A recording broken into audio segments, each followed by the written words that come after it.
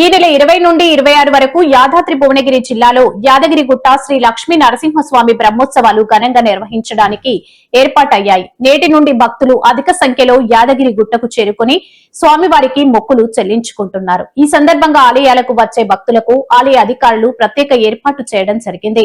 ఈ వివరాలను మెట్రో ఉదయం మీడియా మీకు అందిస్తుంది. ప్రస్తుతం మనం తెలంగాణ రాష్ట్రం యాదాద్రి భువనగిరి జిల్లా యాదాద్రి పవిత్ర క్షేత్రం శ్రీ లక్ష్మీ నరసింహస్వామి దేవస్థానంలో మనం ఉన్నాం.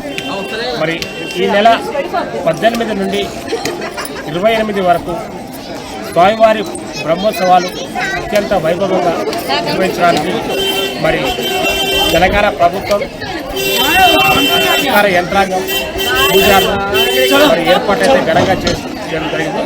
మనము ఈరోజు మొదటి కార్యక్రమంలో భాగంగా ఇప్పటికే భక్తులు విశేషంగా మరి స్వామివారిని దర్శించుకోవడానికి విశేషంగా వచ్చారు.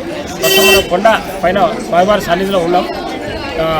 ఈ సందర్భంగా స్వామివారి ఎదుర్కోళ్ళు, కళ్యాణ మహోత్సవం, దివ్య విమాన రథోత్సవం ఈ 3 కార్యక్రమాలు అయితే మరి కొండపైన మరి స్వామివారి సన్నిధిలో అత్యంత వైభవంగా నిర్వహించడానికి మరి ఏర్పాట్లు చురుకుగా సాగుతున్నాయి.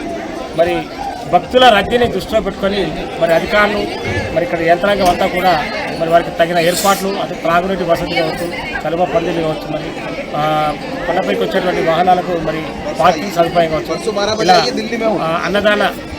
అన్నదాన ప్రసాదాలు కూడా మరి భక్తులకు అందుబాటులో ఉండే విధంగా మరి ఏర్పాట్లు జరుగుతున్నాయి. సామాన్యులకు విఐపీలకు వివిఐపీలకు కూడా మరి ప్రత్యేకంగా క్యూ లైన్లు అయితే ఏర్పాటు చేయబడ్డాయి. మరి స్వామివారి దర్శనం కూడా చాలా అద్భుతంగా చాలా అందరికీ అనుకూలంగా ఉండే విధంగా మరి ఆ స్వామివారి దివ్య అనుగ్రహం అయితే కలుగుతుంది కదా. కొండపైన ఒక అద్భుతమైనటువంటి అనుభూతి స్వామివారిని మనం దర్శించుకుంటాం. కొండపైన కలియుగ దైవం అంటే తెలంగాణ కలియుగ దైవంగా మరి మనం రెండవ తిరుపతిగా మరి తెలంగాణ రెండవ తిరుపతిగా మరి యాదాద్రి క్షేత్రంలో మనం భావించుకోవచ్చు.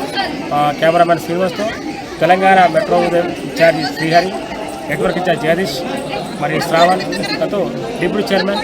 Thank you.